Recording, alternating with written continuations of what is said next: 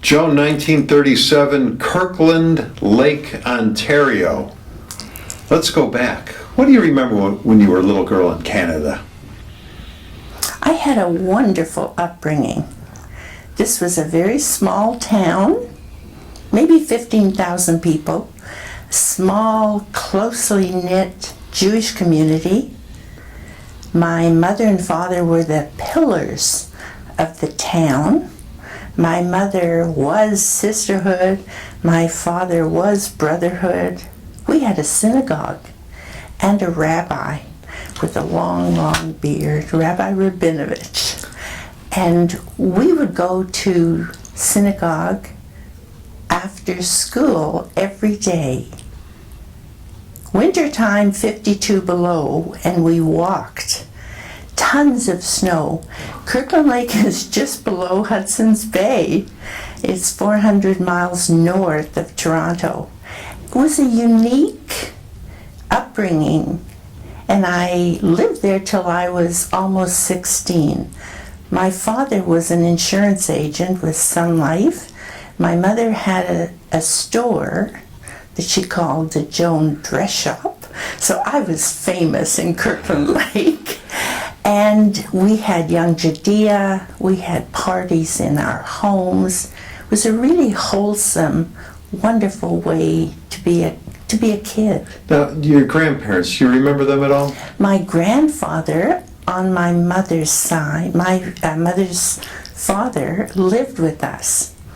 He was from Russia, spoke virtually no English. He davened all day. Very religious.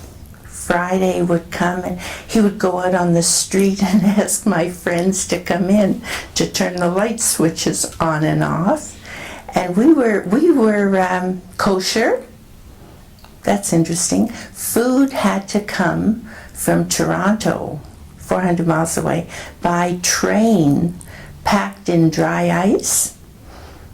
And as a little girl, I would unpack the meat and spread it all over the kitchen counters and kosher it with salt, come back, wash it off, pack it in a tiny little refrigerator. It was different, yeah, but wonderful. What did your grandfather do for a living? My grandfather was a peddler. When they came from Russia, they had some kind of Canada Act where they took all the immigrants and put them in small towns in northern Canada. And he was a pushcart. Mm-hmm. They lived in a huge, huge barn. It was so primitive, it was hard to believe.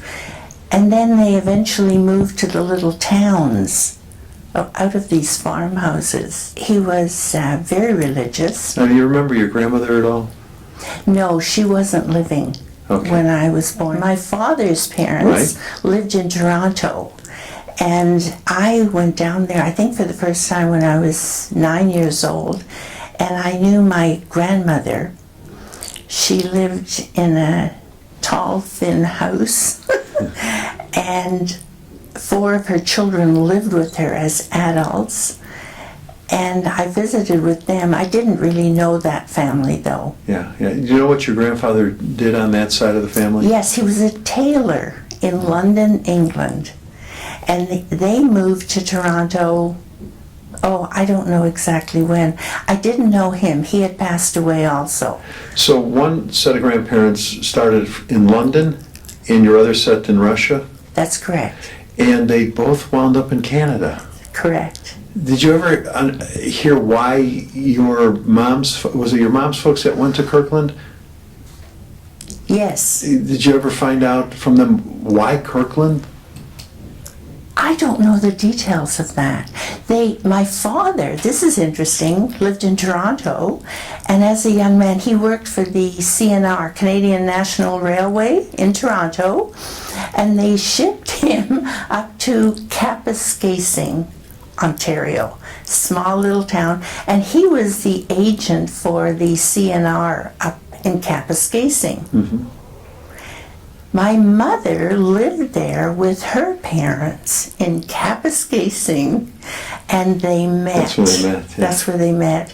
And then they were married in Barrie, Ontario, because my father, I think, was transferred there also.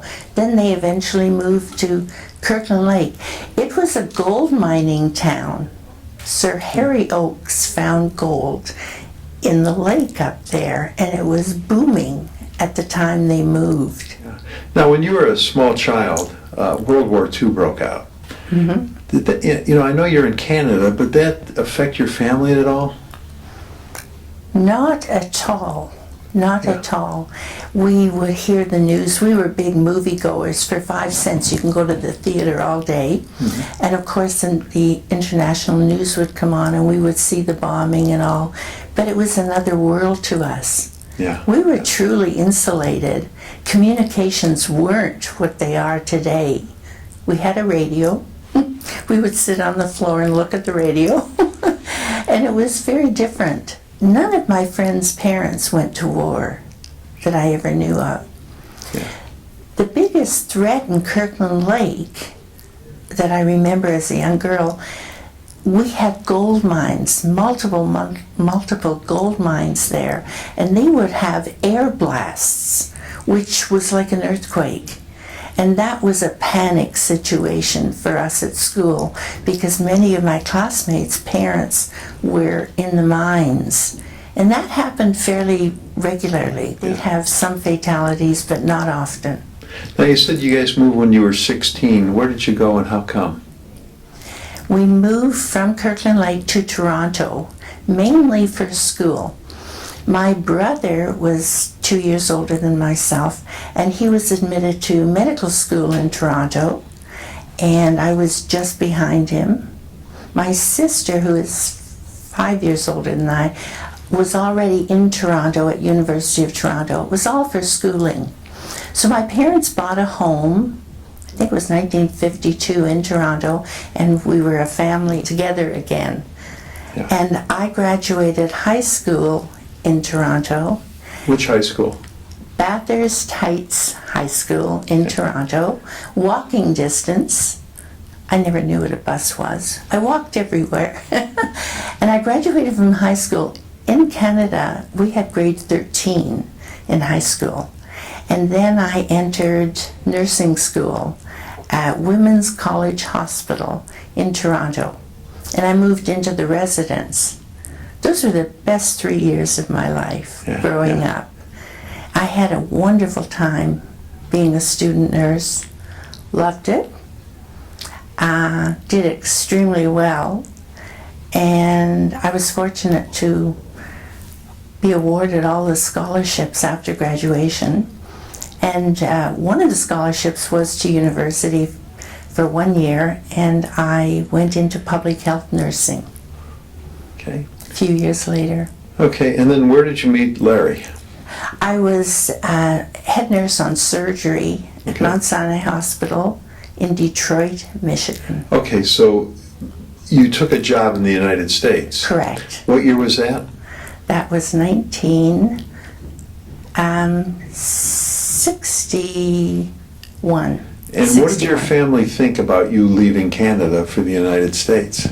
They were thrilled because my sister and her husband, another physician, and her 4 children, and my brother, who was interning in Detroit, were all there. So the 3 of us were in the same city, but I was single. Until I took a weekend trip from Detroit to visit my closest girlfriend in New York.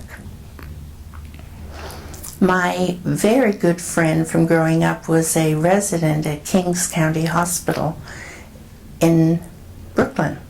So of course I called him, and he immediately said, "Come right over, we have to visit."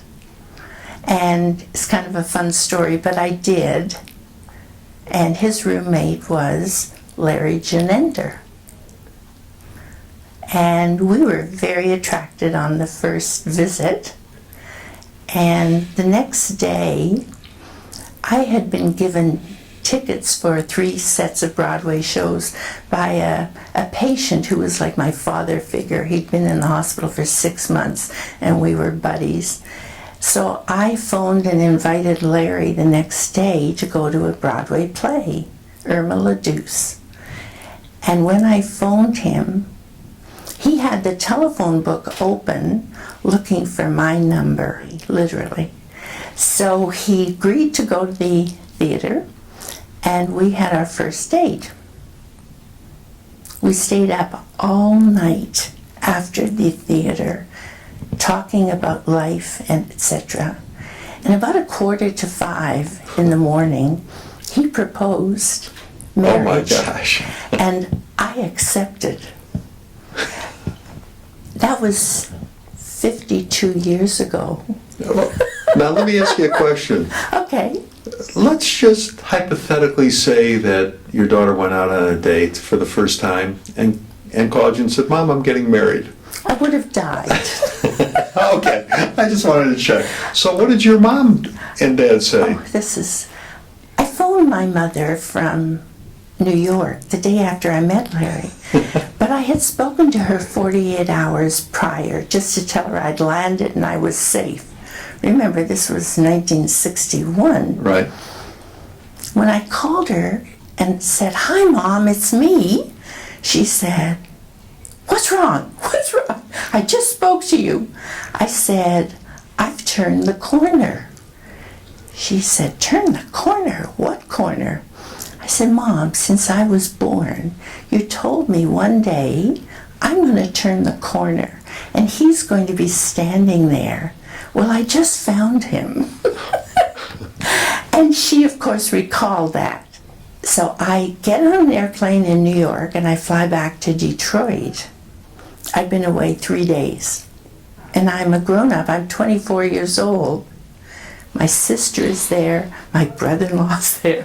My brother, his wife, and all the kids. And I said, "What's with this? I know how to get home." They said, "Mom called and said something terrible has happened to you and that we should check it out." Oh, gosh. True story. Oh, gosh. And so I went back to work the next day. And Friday of that week, Larry arrived in Detroit to see me and meet the family. And that was the beginning. And then when did you guys get married? We got married. I met him on November 27th, 61, and we got married July 1st, 62, 6 months later. And where did you guys settle down? We eventually, when he finished his residency, we settled in Montreal. Larry had been in the States on a student visa, and he had to return.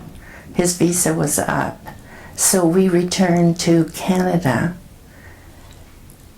which was good because at the time it was the Vietnam War. Right. He would have been drafted immediately. So we snuggled into Montreal for 11 years. And is that where your children were born then? Our oldest son, Mark, was born in Brooklyn while he was a resident. So he had dual citizenship, a big advantage for him. Right. And your other two, so they were Canadian. Are they American citizens now too? They had to become, they were forced to become American because the two boys graduated law school in the United States and they could not take the bar unless they were Americans. Okay. So I became an American with them. It was kind of fun. And your other son, now you have 3 sons, and 2 are attorneys, and what does your other son do? Mark graduated Princeton in international business, the Woodrow Wilson School, and eventually went on to business school in France, INSEAD, in international business. And he's been in Canada. He worked for Nabisco for many years, then he worked for Fenway Investments in New York, and he eventually moved to Los Angeles, and he's in private equity now, working for Guggenheim. And your two sons that are attorneys, are they in this area? They're both in Dallas. They're both in Dallas. What brought you guys back to the United States? We were settled in Montreal, and very happy. Larry had a booming surgical practice, and I ran his office. And Medicare entered Canada, I think it was 1973, and hit the doctors so negatively. Funds were not available. The hospitals had no Kleenex, no clean linens. It was a devastating occurrence for Quebec, for Montreal particularly. And the payment for surgeons was so low that we couldn't put our kids through school. I mean, they offered, I think it started with $7 to $9 an office visit, surgery, $90 for an appendectomy that took Larry 3 to 4 weeks if it was complicated. It was terrible. We were the first to leave Montreal. Of all our friends, 700 physicians left Montreal that year. And most of them ended up either Houston or Dallas. We kind of migrated here. The second major problem was the language. The Separatists, who were the French group, removed all English signs in the province, and English was considered a second language, which was not a bad thing. In fact, we had put Mark into French immersion to blend with the society, so to speak, and he did really well. But we were considered second-class citizens. And being Jewish, it was like a double whammy. There was a lot of anti-Semitism that developed. And it wasn't a happy environment to bring children up, nor to live ourselves. So that was the reason. Now, was Dallas a culture shock for you? It was a wonderful shock. It was an interesting exercise because being a surgeon, Larry had to find a job, certainly before we moved. And he had 11 cities to visit. So we toured the Southwest, East, 11 cities. We fell in love with Dallas. There was no job here. We had just visited. We flew back to Montreal, and 3 days after arriving back in Montreal, he received a phone call from one surgeon he had met at Medical City, and they'd really bonded, and he offered him a job. Oh, great. So we took it and moved to Dallas. Yeah. And we've blessed every day that we've been here. And tell me about your involvement in the Jewish Community Center. I know you just were inducted into the Temple Emanu-El Hall of Fame. That's correct. We joined Temple Shalom immediately when we came here because our 3 boys are 4 years apart, and we had 3 bar mitzvahs starting immediately. So we had 3 bar mitzvahs at Temple Shalom in a row. And I taught Sunday school there immediately. Rabbi Besser greeted us at the door the day we had applied to be a member. And he took me by the shoulders and he said, "You're going to teach Sunday school." And I said, "Okay." So I got involved immediately at Shalom. And I was on the board of the Sisterhood. And eventually I sat on the board at Temple Shalom, and it was a wonderful experience. We were there for, I guess, 11 years, and then we decided to change to Temple Emanu-El, and that's been a wonderful match for us. I've been very active in Sisterhood. I was president of Sisterhood 2003 to 2005, and I chaired multiple fundraisers that were great fun and creative. And in 2004, I decided Temple Emanu-El needed a directory. They did not have one. So I chaired a directory in 2004. It It was republished in 2008. Here we are in 2014. Everything is obsolete. So I am currently chairing a new directory for Temple Emanu-El at this point. And what was it like at your induction? It Had to be a proud moment. It was magical. It really, really was. I'm very rooted in Emanu-El, and I love it there. Our rabbis are phenomenal. Our cantors are just terrific. And I think the highlight of my event, which was March the 19th, I asked my youngest son, Paul, to introduce me. And he had 3 minutes.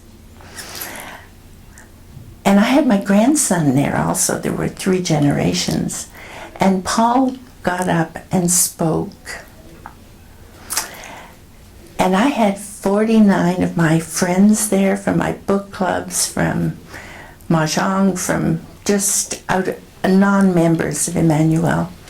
And I turned around, everybody was teary-eyed while he spoke. And at one point I wondered, who is he talking about? But it was absolutely beautiful. Yeah, yeah. And then I had to get up and speak. And I looked at him and I said, "You promised not to make me cry." But he did. It culminated my Texas experience, Right. I think. It all came Right. together. Now, what's your other son's name? We have Mark, Paul, and David. David. David Okay. is our middle son. Okay. Okay. The President Kennedy assassination, did that affect you at all? It was the instant response of not wanting to move to Dallas. It was very, very real to me, and I'll share it with you. When I was in New York, we lived in Brooklyn for 5 years when we were first married, and I was teaching psychiatry to student nurses. I was clinically on staff at Kings County Hospital, and November 22nd, at 10 to 1, I believe it was, we were all 5 nurses, we were all in the office together, and I was teaching psychiatry in G building of Kings County Hospital, which is the psychiatric unit. This came over the radio, and we were prepared for total acting out and bedlam in the hospital with security, and it was an earth-shaking experience. I was a young girl, but with a heavy, heavy responsibility for that day. One of my colleagues, also teaching psychiatry, her husband was a very noted reporter for the New York Post, I believe it was, and he covered Washington. He was the White House man, so we had extra information immediately, and it was terrifying. Yeah, yeah. Fast forward, Larry gets a job offer in Dallas, and I had to hurdle that fear, I will tell you.